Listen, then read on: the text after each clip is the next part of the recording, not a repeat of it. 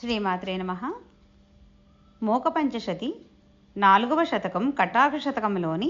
61వ శ్లోకం నుండి 70వ శ్లోకం వరకు.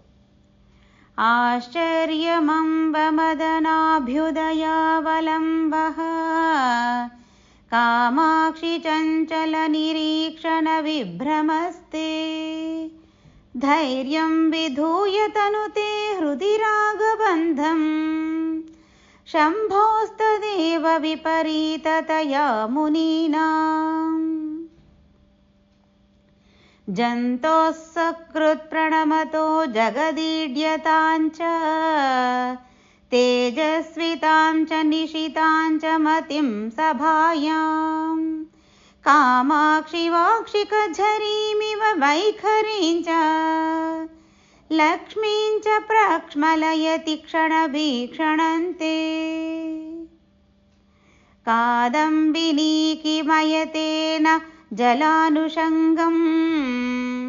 భృంగావళీకి మురరీకురుతేన పద్మం కిం వా కలిందతనయా సహతేన గంగాం కామాక్షి నిశ్చయపదం న తవాక్షి లక్ష్మీః కాకోలపావకతృణీకరణేపి దక్షం కామాక్షి బాలకసుధాకరశేఖరస్య అత్యంతశీతలతమోऽప్యనుపారతంతే చిత్తం విమోహయతి చిత్రమయం కటాక్షః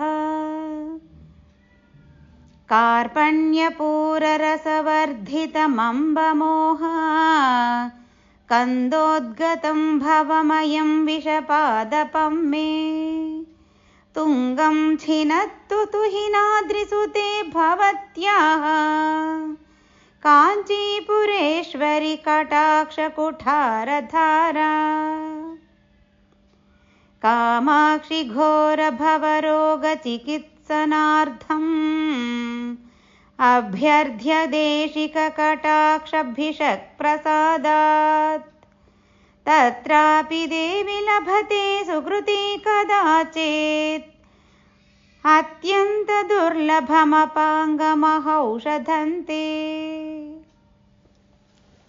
కామాక్షి దేశికకృపాంకురమాశ్రయంతో నానాతపోనియమనాశితపాశబంధాః వాసాలయం తవ కటాక్షమముం మహాంతో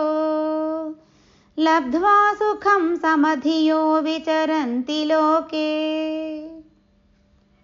సాకూతసంలపితసంభృతముగ్ధహాసం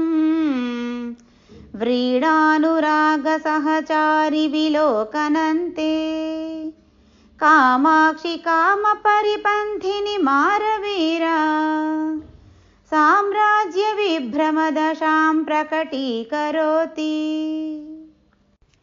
కామాక్షి విభ్రమబలైకనిధిర్విధాయ భ్రూవల్లిచాపకుటిలీకృతిమేవ చిత్రం